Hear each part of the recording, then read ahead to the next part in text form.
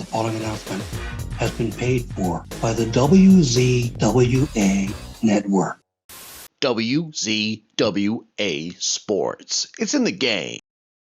Ladies and gentlemen, welcome back to the WZWA Network. Oh, I don't want to keep doing this.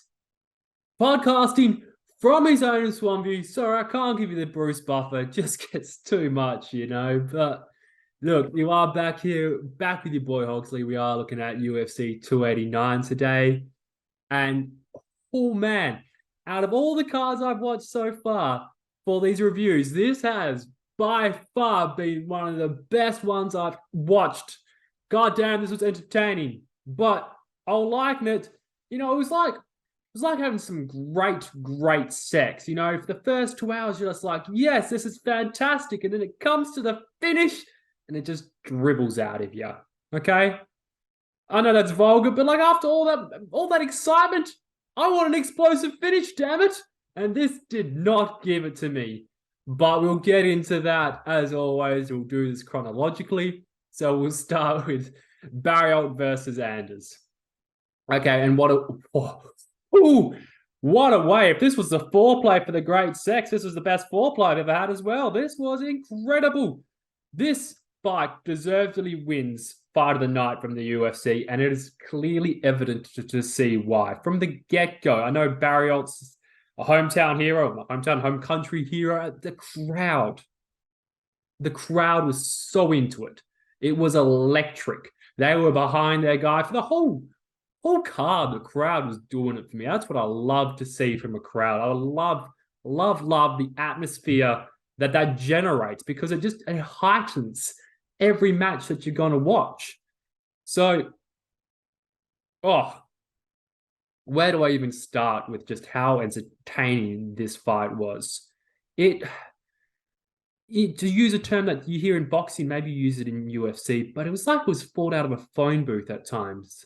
These fighters were just face to face for pretty much most of the fight, the entire fight, basically. At one point, they both had an arm around each other and were fighting out of the clinch, and they were landing bombs. This was just, from the get-go, just so violently entertaining. This, I think, is an example of the closest wide decision you could possibly have in a fight. Barriault ends up winning all 3 rounds, but he didn't dominate in any sense. The scorecard says he does, but I think he only wins each round by like a fucking fraction. Like, he only just edges out every single round. That's how close and competitive this fight was. I mean, you got to give it to the matchmakers. For this entire card up until like the main event, this was some great matchmaking, because every fight, it just felt so even at times. And it didn't get more even than this. I mean, just look at these stats, okay? We had 103 landed strikes out of 200 for Barriault to 87 out of 173 for Anders. That's what, 16 punches different? That is nothing over 3 rounds when you're throwing a combined, 373 punches. But not only that, the amount of significant strikes that were landed was 95 out of 192 for Barriault to 83 out of 169 for Anders. So anytime they were throwing, all these punches were landing clean and hard. This was a war. This was bombs being thrown. This was exciting stuff. My biggest takeaway from the fight in terms of offense, sorry, I should have said it earlier. I didn't do my notes again this time. I did watch this fight card live. It was hard to do it, couldn't pause it. But what sticks with me from this fight is that right turning kick into the right punch, right straight, from Barriault. This was landing time and time again. I think landed about 4 of that exact same combo, and it was landing clean every time. There was just no answer to it from Anders. In fact, I think the first one he landed, like the first time he landed that combo, it resulted in a first round knockdown. And, oh man, if you've ever taken a turn kick right to your side, right into that lower rib, these are painful kicks. And you could hear it. These were slapping kicks. You could hear it just echo throughout the arena. So it's just powerful stuff. It was, and the other thing, I mean, I said it was close, but I'm going to praise Barriault some more.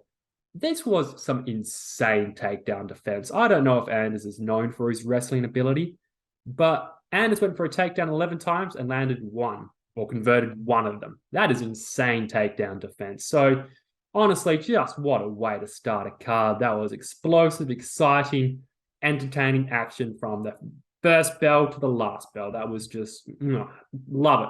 Love it, love it, love it. I love how it was all stand-up for most of it. You know, that's my jam. So, good stuff, good stuff. And, you know, maybe that was probably the peak of the card, but this was still a roller coaster. We were still having thrills throughout. I mean, the next fight was Dan Ige versus Nate Landwehr. Yeah, all right.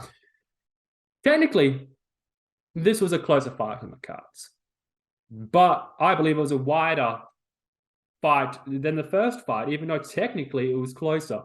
Because for the first 2 rounds, Ige was just dominating. He was some of the bombs he was throwing were just I think at the end of the second round, he drops Landwehr hard. That was ferociously just brutal. I'd still be in the bloody ER for the next 2 weeks after taking a punch like that. But the resilience Landwehr shows throughout these first 2 rounds is commendable. I don't think he does enough to win these first 2 rounds, but especially after getting the knockdown at the end of round 2, the resilience and the awareness to find a way to survive after being rocked that hard, you've got to give props to that, because I know the round was coming to its end. I think this happened in like the last 20 seconds or so. And he was looking close to being finished. I mean, like I said, I'd be finished. I reckon most people would be finished after being hit that clean and that hard. So for him to just find his that situational awareness, just find a way to survive. He was throwing the up kicks. I think he landed a good up kick from the ground. You know, I'll give my props. I'll give my props to that. But what I'll give more props to, and this is what I believe is the tale of the fight. I believe it was kind of poise versus heart. I mean, Dan was just showing a very measured approach the entire fight. He was patient. He just kept coming forward. He was landing clean. He was landing hard. He wasn't getting too excited. He was just going through very effective, but going through the motions, essentially. And that's all he really needed to do, because he was winning the rounds clearly. But then the heart of Landwehr to come back in that 3rd round, and in my opinion, wins the 3rd round, no, that's incredible. I mean, part of the problems having 3-round fights, if you lose the first 2, you kind of need to at least get a 10-8 round just to tie it or get the knockout. So it makes it hard to come back. And I can see how that might get to some fighters, you know, maybe not wanting to give it their all, but he was giving it his all, and I commend the shit out of that. He was starting to touch up Ige something fierce. I mean, you could see clear signs of punishment on Ige's face just starting to accumulate throughout that 3rd round. In fact, if you scored a fight on who looked more beaten up by the end of the fight, Landwehr wins this fight, because at the end of the fight, Ige looked puffy, he looked bruised, he looked cut. And Landwehr was looking all right, actually. But look, unfortunately, this little burst comes too little too late. He does end up losing the unanimous decision. And I think one of the judges do give him a round. So they probably gave him the 3rd round like I did. But another just entertaining fight, because I love seeing someone get dropped. I love the knockdowns. That's why we're watching the sport. We want to see the violence, and we want to see the warrior spirit. And that's what Landwehr was showing. And I thought it was great. Thought it was a nice follow-up, you know, big shoes to fill coming off the first match, but still just a great fight. A lot of stand-up. You know, it's my jam. So, good. We'll move on to, I think it's Malot versus Fugget, which I think is funny as having the last name Fugget, because it sounds like fuck it. Like, fuck it, I don't want to do it. Like, fuck it, I don't want to be in this fight, because that's kind of what it felt like from him. This was, this is probably the match I've got the least to say about, mainly because I was just stunned by how handsome Malot is. I just couldn't look away. That is a good-looking dude. Okay, I'm someone who can appreciate a good-looking dude. That's a good-looking dude. All right, it's also another Canadian boy, so the crowd is cheering hard. Just another electric performance by the crowd. The atmosphere is great. But really, all I've got to say about this fight is just what a beautiful finish it was. This was just another chef's kiss. Just great finish out of the UFC. Just the 1-2 hook combo from a lot. That lands absolutely clean as. There was just no guard from Fugget. It was like, fuck it, I don't want to guard. And cops it hard and gets taken down. Well, it gets knocked down, sorry. But then he just jumps on him, Malott does, and goes straight into this guillotine. Like there was no time between basically the knockdown and the guillotine. It was like a tiger or a croc just pouncing on its prey. And he pounces on him. And it was just locked in so quickly and so effectively. You could see Fugget trying to roll, get out of the way, but it was just, there's nothing he could do. That arm was locked tight around his throat like a cobra, and he can't do anything but tap. And a second round submission, I love my stand-up game, but I love a good submission finish. I love a finish in any sport. So we end the fight, second round submission. I'm sorry, I don't really have much more to say. That's all really I remember from the fight. But God, that was I think one of the performances of the night, and understandably so. That was an amazing finish, and then just another really, really entertaining fight for UFC 289. So we're on to the meat and potatoes now, boys. We're on to the co-main event and the main event. Okay. Now, I do have quite a bit to say about these fights. And we'll start with the co-main event, which is Charles Oliveira versus Beneil Dariush. Which I immediately thought that's kind of like a spoonerism. Like it should have been Daniel Dariush, but Beneil Dariush. It confuses me. The B and the D, they look kind of similar. In lowercase. This has gone off on a tangent. So Charles Oliveira, okay. This guy is the complete package when it comes to the UFC. He is an absolutely incredible fighter. He has only lost once in the last 6 years, and that was back in 2017. And that only loss came to like one of the pound-for-pound kings of the sport right now, Islam Makhachev. Okay? He ends up beating Beneil in this fight. So that rematch between those two needs to happen. I want to see that fight next. That needs to happen, bam, right now. Because if Oliveira fights like this, I don't see any flaws in his game, okay? This was just a perfect performance, okay? Beneil was coming off an 8-fight win streak and actually entered this fight as a favorite. The odds makers had Beneil winning this fight, okay? But it just was no match for Oliveira. He just showed tremendous class and ability. Like, this guy is one of the best fighters in the sport right now. His shots were powerful. They were accurate. They were coming from these short distances, and just the way to find the angles when he was breaking him down. And that's what he's done to Beneil. This wasn't just like a one-punch clean sort of just on the ground. These punches were just breaking Beneil down, both physically and mentally. He didn't really do much to stop this level of just punishment that was coming from Oliveira. His legs couldn't stand up anymore. He eventually crumbles to the canvas, and he gets knocked out in the first round. And Oliveira just jumps on him and finishes him. Okay? Look, I'm going to have to look up the stats for this fight. So we've got 37 out of 47 for Charles Oliveira. He landed 78% of his punches to 32 for 59. So it's not like Beneil was doing nothing. He was throwing, but it comes down to significant strikes, which was 26 landed to 12. Okay, that was more than double. And that's in one round. If this had played out over the 3 rounds, he would have just been just utter dominance, really. It was just utter dominance from Oliveira. I mean, like I said, this rematch between him and Islam, that needs to happen now. I want to see just now. Ring that bell now. Let me flick the TV back on. I'll watch it because I haven't seen enough of Makhachev's fights, so maybe he just gets destroyed again. Well, not destroyed, lost, whatever. But that's the person needs to fight. He needs to go for his champion, the belt again. Okay. Oliveira obviously is the next champ, so I expect him to be obviously one of the better fighters in the sport. I mean, some people might say, he's got 9 losses on his record. I think, bugger them. Okay. Nine losses does sound like a lot, but this is UFC. Shit happens. If you've only lost once in 6 years, that's a hell of a run. Okay. I think for a lot of these fighters, some of the losses come early in their career, which I'm sure is the case with Oliveira.